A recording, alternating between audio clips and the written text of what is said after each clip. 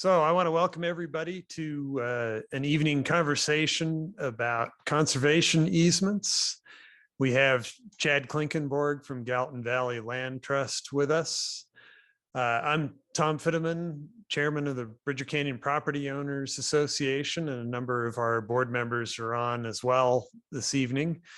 And this is a matter of considerable interest to BCPOA. Which is tasked with maintaining a definite influence on matters pertaining to Bridger Canyon. And a big part of our goal has always been to act as a steward of the land and the resources, the clean water, open space, wildlife in Bridger Canyon. And sometimes that looks a lot like safeguarding the zoning regulation. There are lots of other aspects to it as well, like disseminating information about best practices and responding to things like Foothills fire. And conservation easements are a way of conserving some of those natural values that are really at the core of our mission. So we're greatly interested in what Chad has to say here. All right. Well, are you ready for me to kick it off, Tom? Please do. Okay. Well, first of all, thank you for having me here tonight. GVLT has maintained a great partnership with BCPOA over the years, and we see a lot of value in that partnership, and we want to continue it on into the future. And we certainly value your input. And so I think what I'd like to do here tonight is just give kind of a presentation of, just for those folks on the call that aren't super familiar with the organization. I'll just give a quick kind of overview of the organization, and then I'll talk about some of the work that we're doing right now across our service area, and then I'll give a brief overview of kind of what easements are and how they can be an effective tool for conserving our view sheds and wildlife habitat and water resources and things like that. And at that point, I'll just kind of open it up for questions. So I guess, first of all, I'll just introduce myself again. My name is Chad Klinkenborg, and I'm the lands program manager here at GVLT. I've been here a little over 3 years now. I've been in this field for approximately 12 years across a couple of different organizations. And I'm super passionate about this landscape and about this valley and this area. I think it's one of the coolest places on planet Earth, and to get to come to work every day and help protect it is a dream job for me. So I'm pretty darn excited to be here. So I think both Bill and Tom have requested that I kind of kick it off by talking about a trail easement that we just closed up on the Bridger Ridge. And as a lot of you know, the Bridger Ridge Trail is kind of the gem of our trail systems around here. It's approximately 19 miles, 18 and a half of which are owned and maintained by the Forest Service. There was a little over a half-mile stretch that crossed private land across the Newhall family's property. And so I started working with them a few years ago, and we saw an opportunity there to permanently protect that trail up there via a permanent trail easement. And they were pretty excited about that. They're very community minded folks, and they love the trail systems here. And so we just brought that project to fruition here a few months ago, and that trail easement is now owned by us, and we're currently working to convey it over to the Forest Service.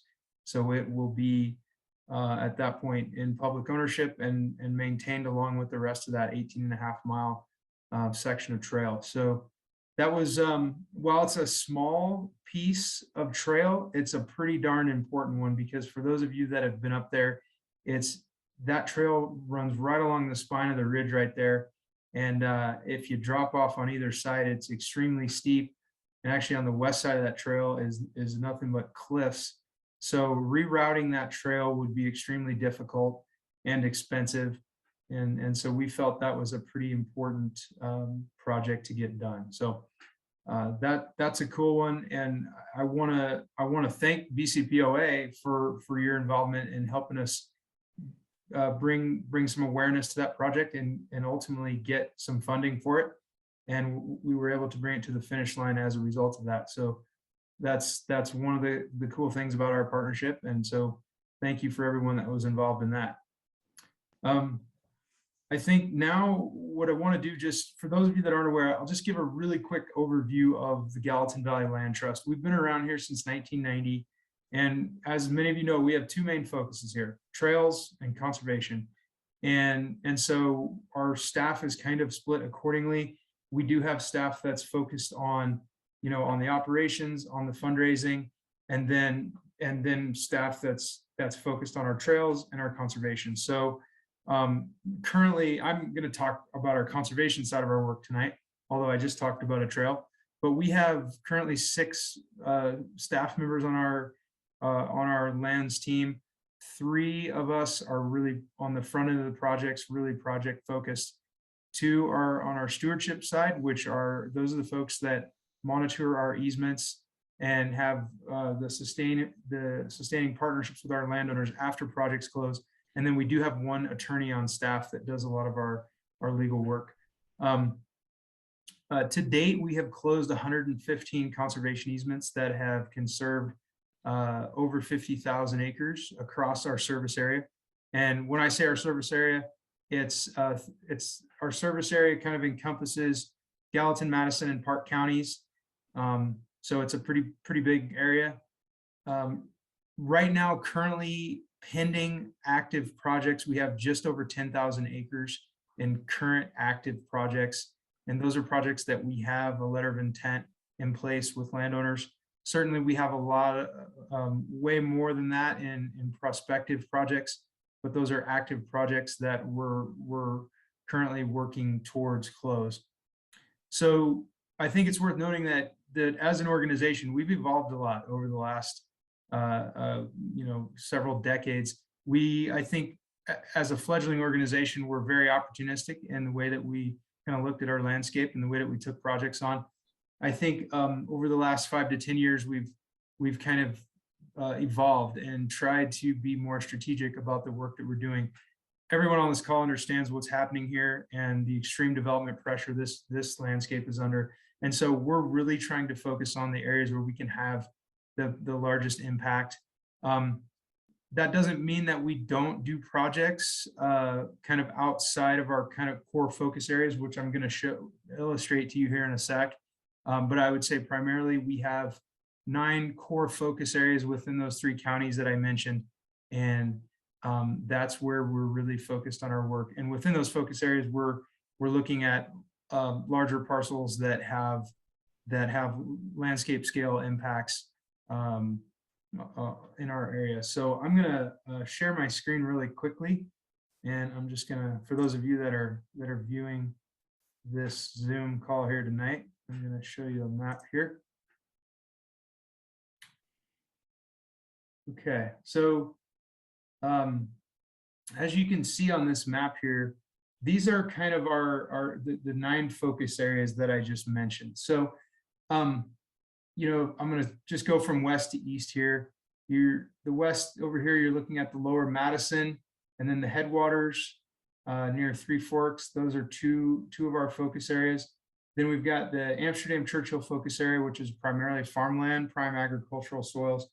East Gallatin, also prime soils, agricultural focused area. Dry Creek, as you can see here, and then the North Bridgers. And then moving kind of east, you've got the Gallatin front here, which is just south of Bozeman. That's primarily wildlife focused. And then you've got our Bozeman Pass Bridger Canyon focus area over here, just to the east of town. Very wildlife focused area for us. And then the Paradise Valley. And the Paradise Valley is an area where we've done a lot of work in the past, and we've kind of have a renewed focus in that area just here recently. And we've got, as you'll see here in a minute, we've got some really, really cool pending projects up in that area. So it's worth noting, I think this is a timely call because we're currently undergoing strategic planning internally. And that part of that process is refining these focus areas, but also identifying priority parcels within those focus areas and then really kind of dialing in our outreach strategy and how we're touching base with these landowners. The work that we do is voluntary. So we work with landowners that are interested in pursuing these tools such as conservation easements. But at the same time, it's important that the parcels that we know are extremely important, we're out in front of those folks as much as possible. So that's kind of one of the things that we're really trying to refine here over the course of this first half of this year. So I think it's good for us to be in touch with BCPOA during this period. You know, as I was kind of mentioning to Tom before we started this call, that as you can imagine, we're extremely busy right now. The high market values in our landscape at the moment have led to an increased interest in what we do. And the reason for that being that, you know, landowners are interested in monetizing their private property rights while values are extremely high. It's a way for them it can be an estate planning tool. It can be a way for them to pay off some debt, to add to their holdings without selling their land. So we're getting a ton of interest. We've got a ton of prospects, and we're doing everything that we can to stay on top of it. But with a small staff, it has been difficult. So I just thought that was worth noting. I'm gonna scroll down here to another map here that kind of illustrates, this is a kind of a map of our area here. And I hope this is pretty visible, decently visible for everyone. It's kind of a larger scale map here, but you'll get the idea. The properties that you see in orange here, this kind of orange yellowish color, these are our existing conservation easements. The stuff here in the green, obviously that's the Forest Service. The blue is the state DNRC lands, et cetera. The properties that I've highlighted here in this lime kind of green, these are our pending conservation easement projects. So again, these are projects that we have a letter of intent in place with the family, and we're actively bringing those projects to close. So I hope this kind of gives everyone an idea of kind of the work that we've done, and then the work that we're currently doing and trying to fill in some of these holes. I'm gonna keep scrolling down here to this next map, and this is a little bit more zoomed in to Bridger Canyon, Bozeman Pass. You know, one of the things that, you know, Bridger Canyon, Bozeman Pass is a focus area of ours. And I think I would put it up there towards the top of our focus areas. It's extremely important to the community. We all know that. It's an important kind of pressure valve to Bozeman. It provides extremely scenic view shed for the members of the public. It's an incredible wildlife habitat. It creates connectivity between two mountain ranges and kind of a diversity of wildlife habitat. And so you can see here, I would say our primary focus within the Bozeman Pass Bridger Canyon focus area is this corridor between the mountain ranges here, between the Gallatin Range to the south and the Bridgers to the north. And you can see the work that we've done already. And we've got a project pending right now that's filling in some of these gaps down here along the interstate. But this is, I would say, you know, if I had to sum up our primary focus within this landscape, it would be this corridor right here. And as you know, it's extremely important for movement of wildlife, especially some of the more charismatic megafauna on our landscape here. But also it's just an opportunity to protect, it's an opportunity to conserve a corridor of protected lands from the national forest through private land. So I would say right now that's really our primary focus, and within that landscape we have active conversations going with a lot of these landowners in this corridor here. Now that doesn't mean the rest of the Bridger Canyon, Bozeman Pass isn't important. We have some other really cool projects bubbling up over here, kind of just east of Jackson Creek, and then we have some conversations going up here along the edge of the forest. And so we're active in this landscape, but it is you know, property values are definitely making things difficult.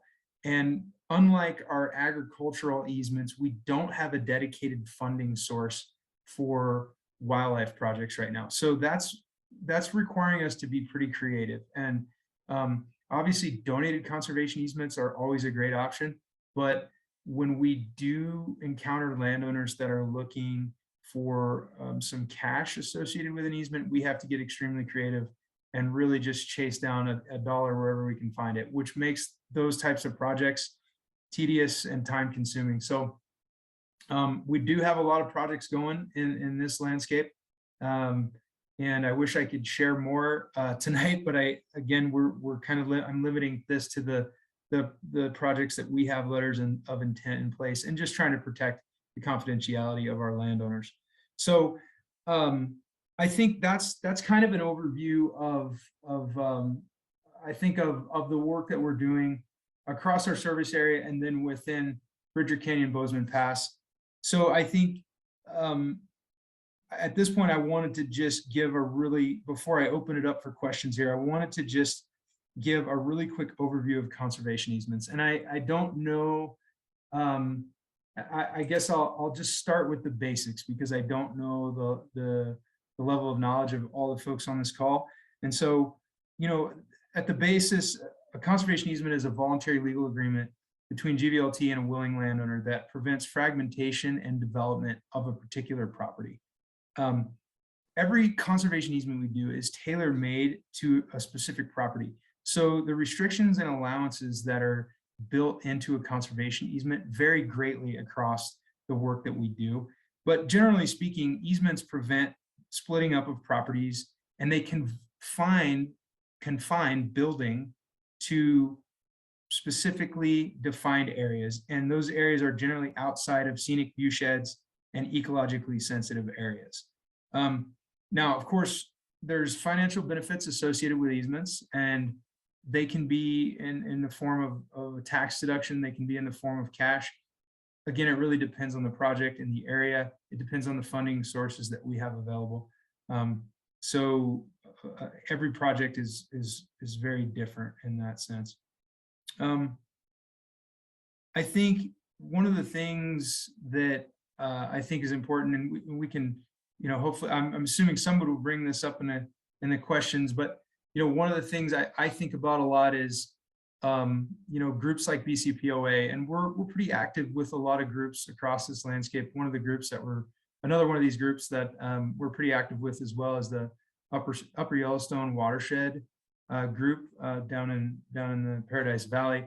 And, we kind of get this question a lot. It's like, how as a group can we help your organization, and how can we help you be successful in this landscape? And I think for me, the biggest thing is just having that local knowledge and having your kind of ears to the ground where, we're kind of caught up in the work that we're doing and the day-to-day stuff. And I can't always be out there driving around talking to landowners. I mean, that's what I would prefer to be doing as opposed to sitting at the desk here. But I think so. That's where I think the folks on this call and these property owner organizations across this landscape can be helpful to us, is just being out there in the community and knowing what's going on, keeping your ears to the ground, and tipping us off to interested landowners or property transfers and things like that. I think that is so helpful for us. I'm happy to share this after, but I'm always available for a phone call or a coffee or whatever. And I'm always open to new and innovative ideas of how we can do more work in the landscape. The other thing too is just ideas about funding and foundations and potential donors. I think that's one area where BCPOA came up big for us on this New Halls project. And that's something I think in the future that you all could help us with. And the other thing too is just providing us a forum, which you're doing here tonight, which is great. Providing us a forum to get information out about our work, about our project focus areas, and kind of what we're trying to do as an organization. I think that is really helpful. So I think I'll just leave it at that. I could probably talk for a lot longer, but I think I'd love to just hear from the group. And if anybody has any specific questions, I'm more than happy to answer them. Terrific. Thank you. You're welcome. So I have some questions, but I don't want to hog the airtime. So why don't I pass it out to the group? Are there questions for Chad?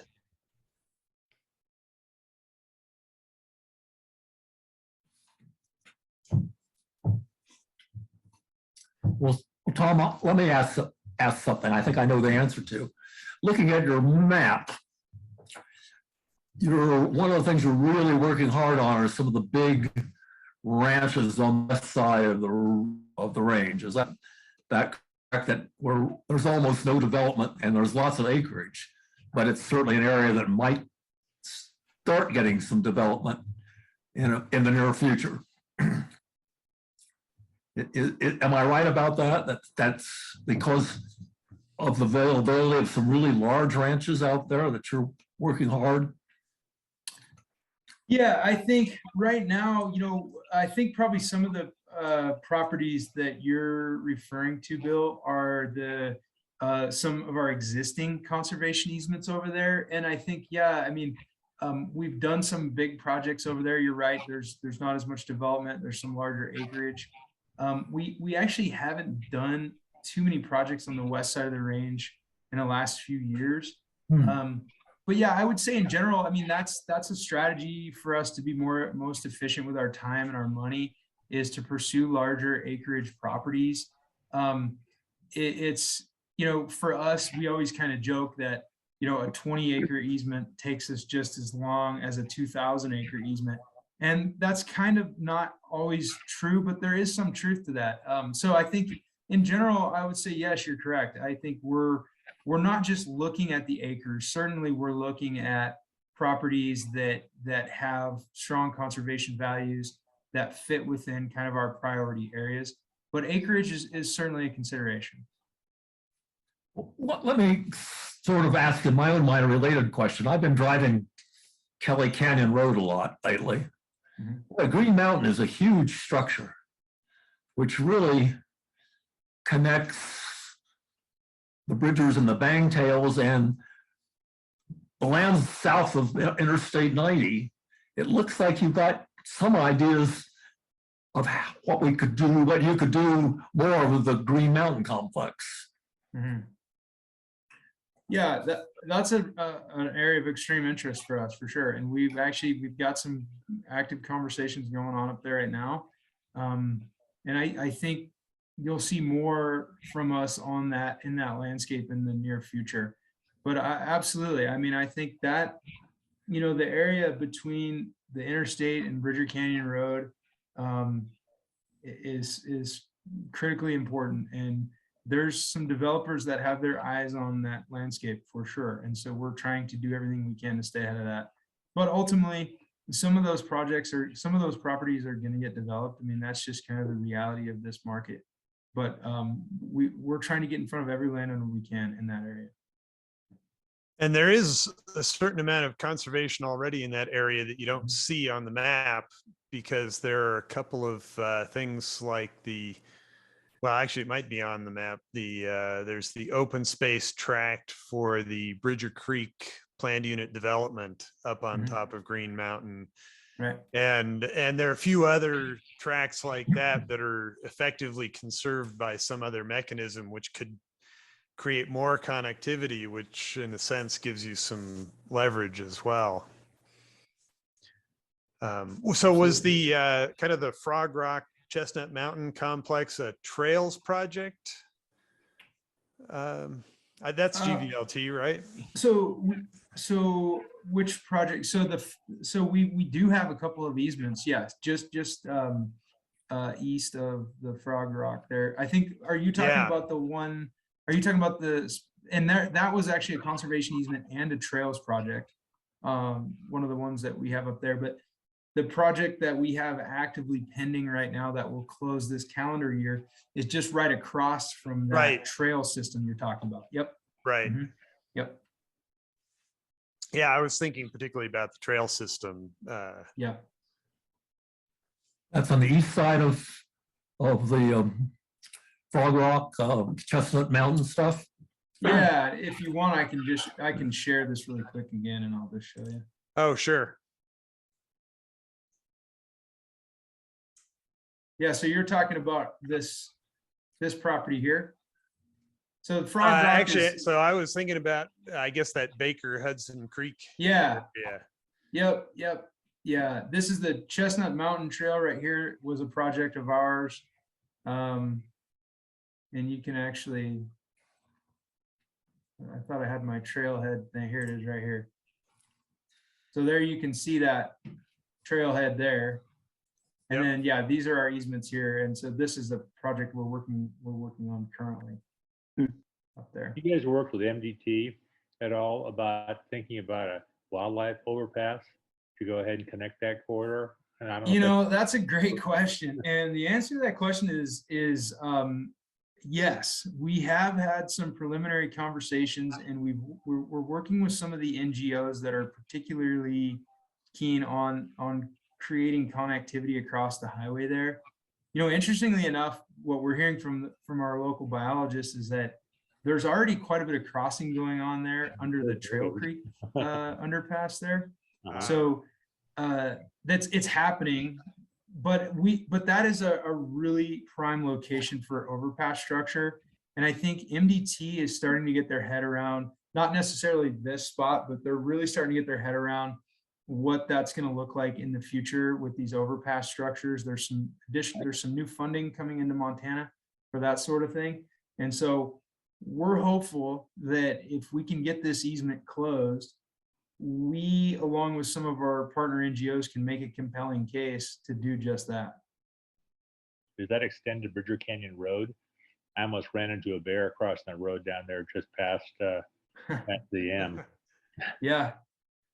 We're probably not at the kind know. of traffic levels that make us a candidate, Yeah. and hopefully we'll stay that way. I don't know. I've been seeing a lot of heavy traffic going up the Bridger Bowl here lately. So. Yeah, that's true. That's true.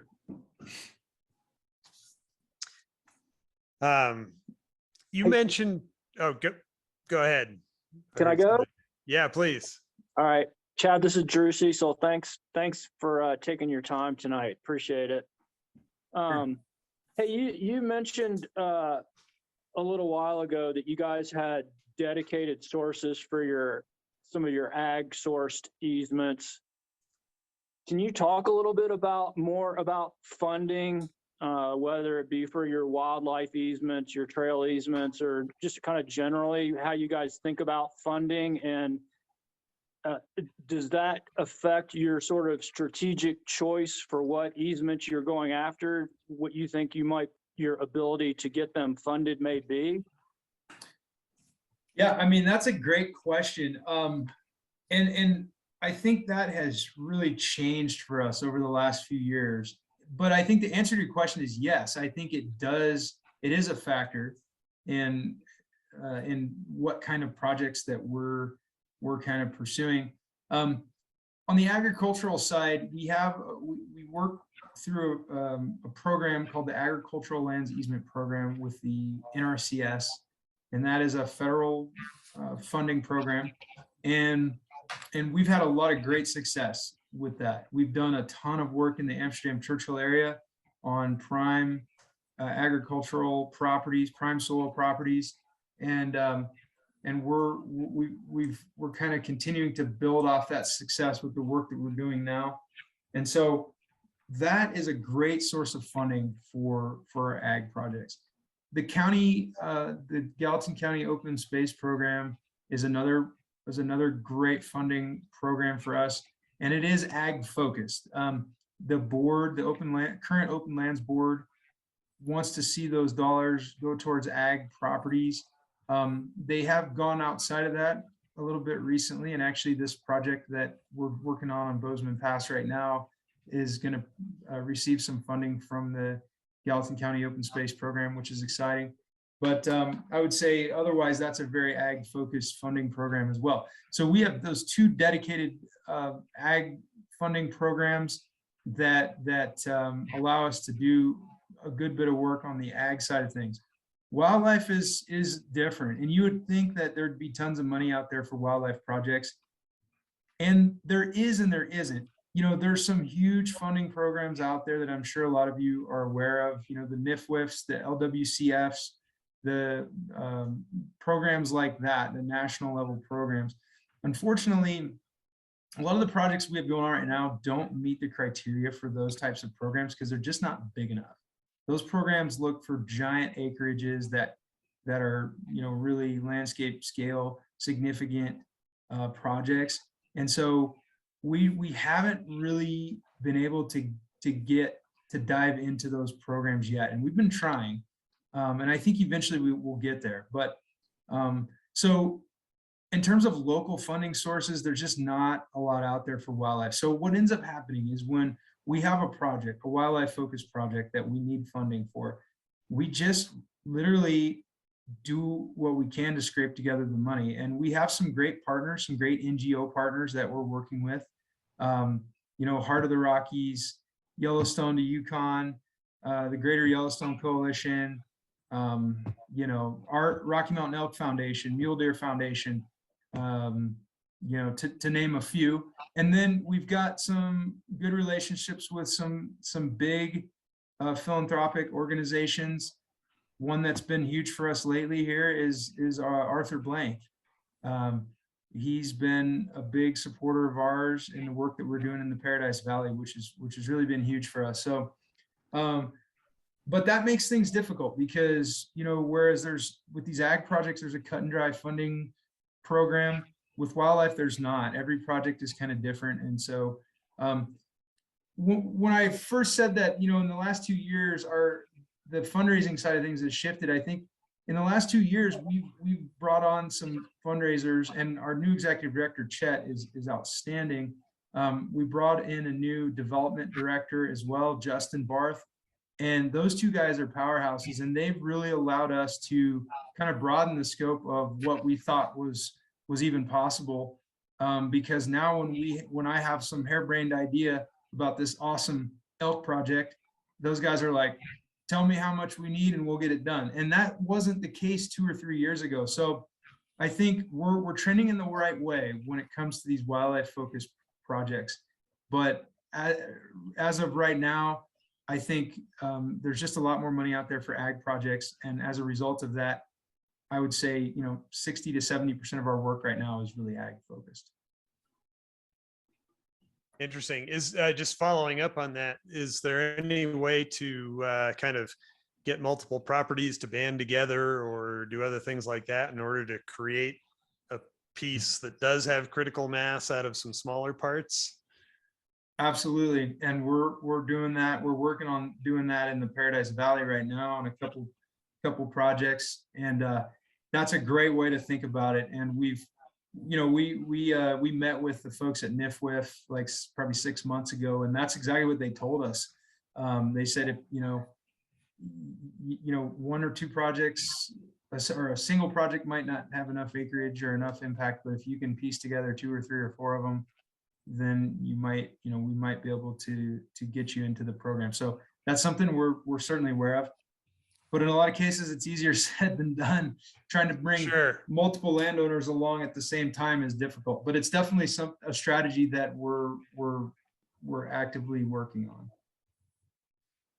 It certainly fits with Bridger Canyon's historic goals. Agriculture, preserving agricultural opportunities and open space was one of the founding goals of the district, essentially. But I'd say the success of the zoning and the Property Owners Association in achieving that preservation has been fairly limited, I think, mainly because the land that's most suitable for ag is also easiest to build on. So to some extent, that land got carved up first. Mm-hmm. Yep. Other questions? You can, incidentally, if you weren't on at the beginning, you can type a question in the chat as well. And I'll echo it for Chad. Garth, were you, I was wondering from Chad, congratulations on the Ridge Trail.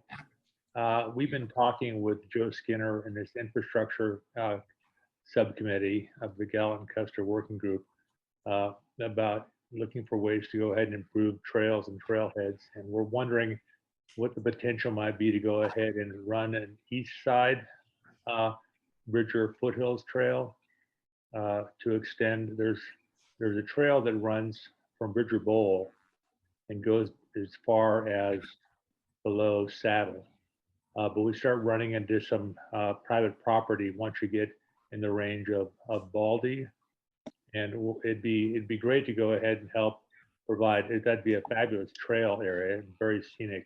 And it would take some pressure off the west side wildlife corridor to be able to go ahead and have people walk a somewhat less extreme trail. Like the Ridge Trail, it's a fabulous trail and great resource, but it's kind of a double black diamond, for a lot of folks.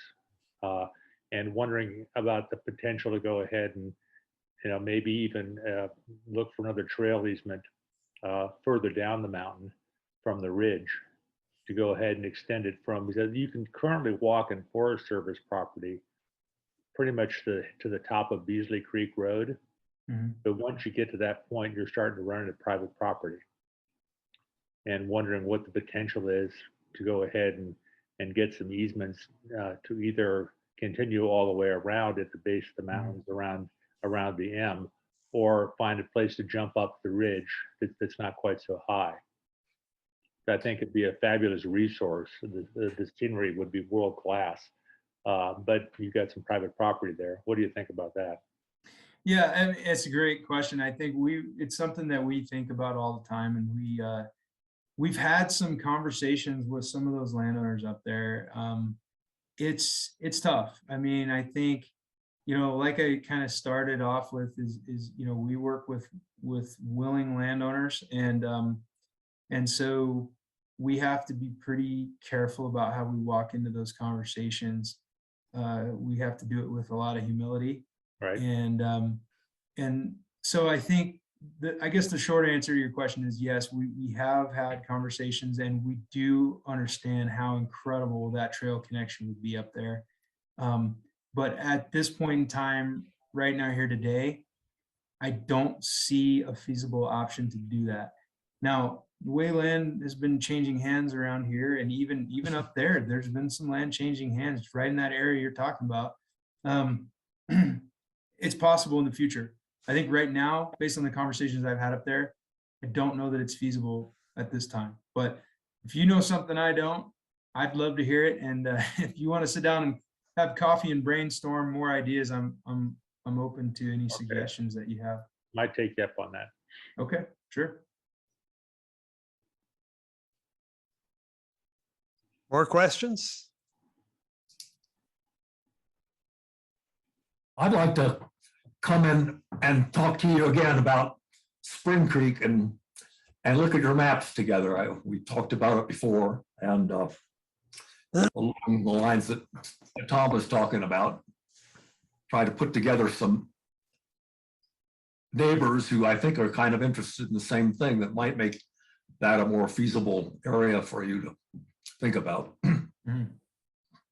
Well, I'll tell you what, Bill, we've done this before where we've gotten a neighborhood of folks together to discuss possible solutions. So I'm more than happy to do that. If that's something you think you can put together, a group of neighbors, and we can sit down and talk about some solutions that would benefit everybody. I'm more than happy to come in person and give a presentation or just answer questions or whatever. I'm more than happy to do that. I'll see what I can do. You've got one easement up there, as you know, and I think the neighbor I know best up there is adjacent to him. And I know he wants to put an easement on. He's got a lot of land out there too. So, and a big section of Spring Creek. So get spring the season here, and I'll be able to talk to him. Sure.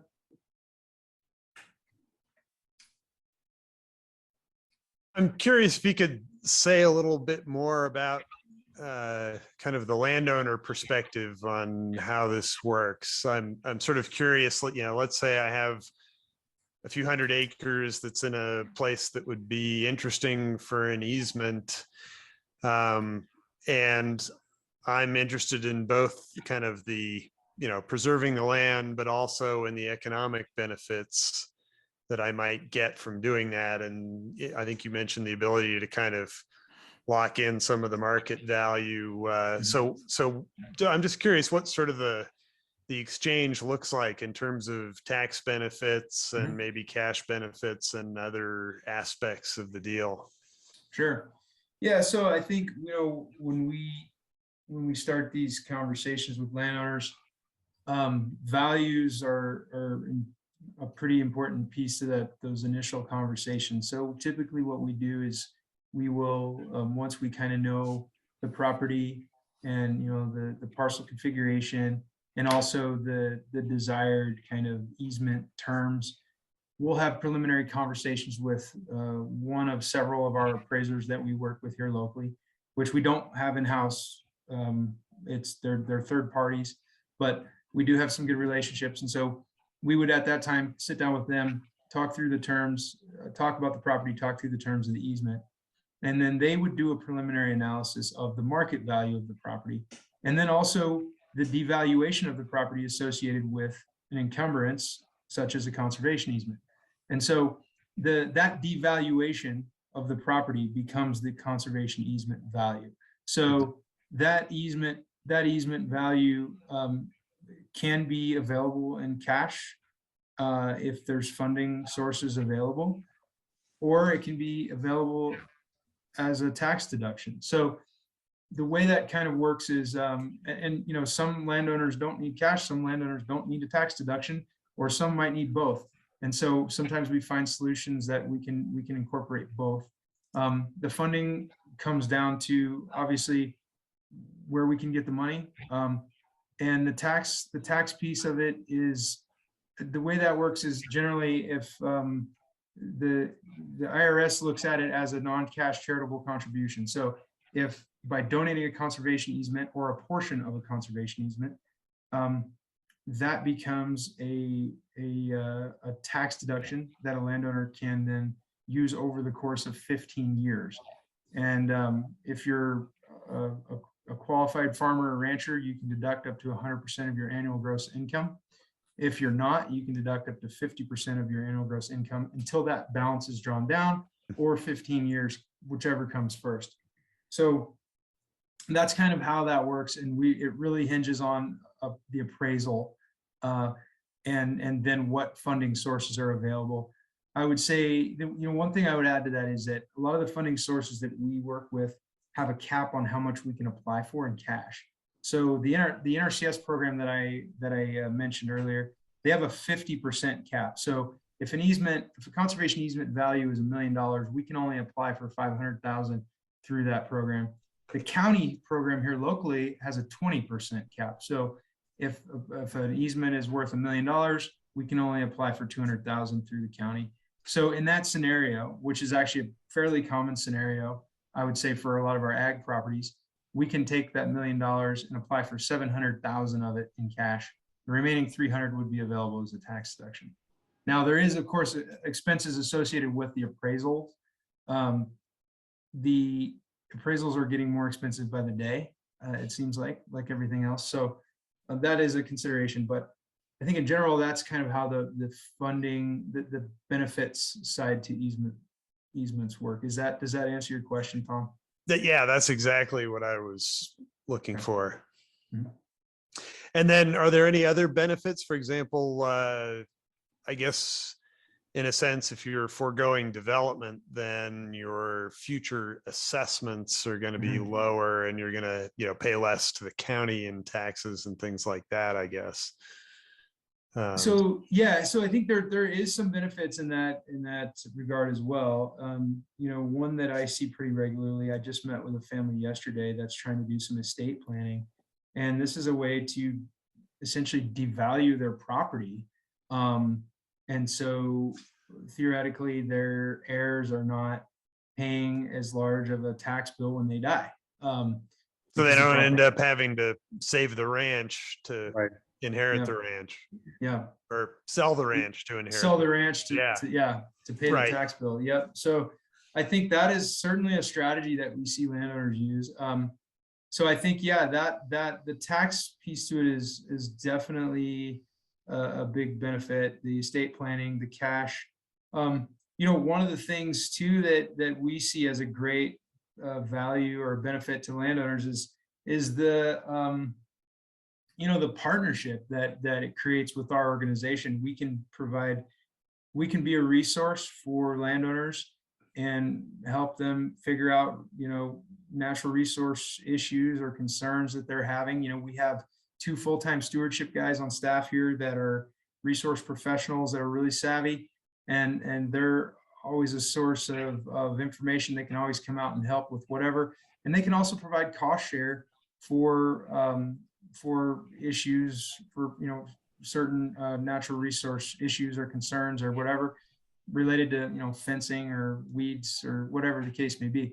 So I think there's a value there too in having a partnership with a local natural resource organization like GVLT.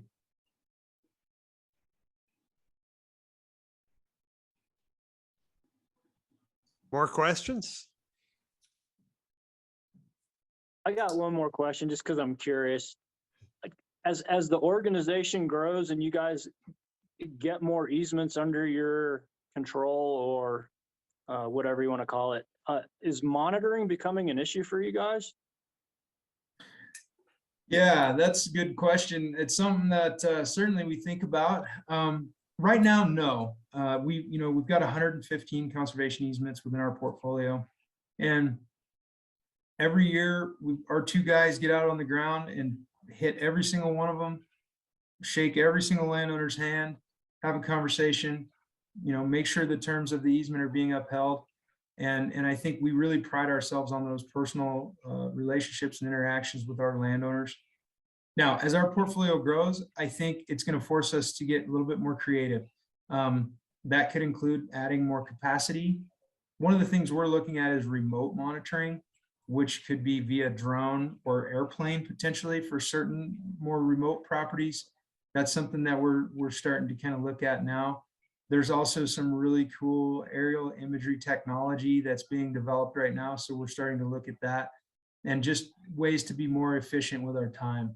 But I do think one of the things that we as an organization really pride ourselves on is our personal relationships with our landowners. So I think in the near future, I think that handshake and that yearly personal meeting is still going to be a priority for us. But when we hit 200 easements, that might change. I don't know. It's a good question though. Yeah. I've got one last one, which is that some of us have properties that are too small or otherwise kind of not interesting for easements. So for those of us who aren't candidates, what are the most useful things we could do to kind of help move this project forward? That's a good question. I don't know how to answer that, to be honest, Tom. I think, like I'd mentioned before, I think just, talking to your neighbors and kind of spreading awareness about what we're doing. I think, there is some legal tools that you could use if you wanted to ensure that your property wouldn't be further developed in the future. There is some legal tools aside from conservation easements, but I'm not an expert in them, and so I don't even know if I want to bring them up. I'm happy to set up a meeting with our attorney, and there is some ways other than easements, though. I think there is some tools. Certainly zoning is one of those things. It's something that we as an organization don't really get too involved in. But I think, what you can do for us now is just help spread awareness and keep your ears to the ground, and just let us know where you see opportunities within your neighborhood, within your landscape. That is so helpful, because there's only a couple of us here that do projects, and we can't be everywhere all the time. So to me, that's the biggest thing. And then in the meantime, we can go enjoy some of these great trails. Right. Exactly. And we've got we've got 2 full-time trails guys too. The Newhalls, the Bridger Ridge Trail project was kind of one that I ended up taking on just because I had an existing relationship with the landowners. But we do have 2 full-time trails guys that are out there scouring for new trail systems and connections and all those sorts of things. So those are always things too that I'm open to ideas about too, and our trails guys are open to ideas about. So definitely something to keep in mind. Great. Well, unless there's any further questions, maybe we should call it a wrap. Hey, Tom, what I'm going to do is in the chat thing here, I'm just going to put my information. And then if you want to, I don't know if you want to email it out to the group afterwards. I will. or I'll what- send a follow-up Okay. email That'd be great. with a link to the recording and your contact info. And Sure. then people can find you from there. Great. And I just put my phone number and email in the chat too. So for anybody that can view it here, that's not on the phone. But yeah, like I said, I'm more than happy. I'm always open to conversations, coffee.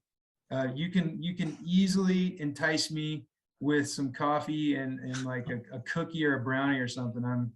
I'm very easily enticed when it comes to baked goods. What's So your that's something to favorite? keep in mind. What's your favorite coffee shop? Are we talking Tree Line here or something else? Well, Tree Line's not bad. My default is Cafe M on East Main just because I can walk there.